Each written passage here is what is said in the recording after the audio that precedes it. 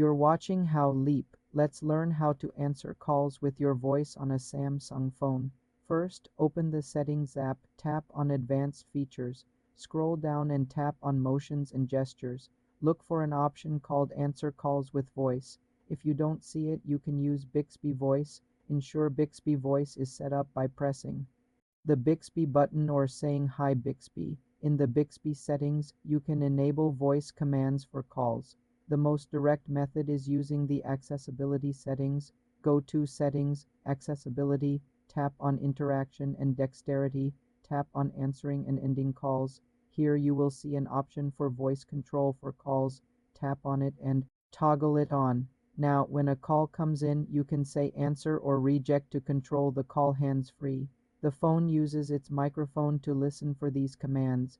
You can also enable auto-answer calls in the same menu to answer after a set delay. For a simpler approach, just say Hi Bixby, answer the call when a call is ringing.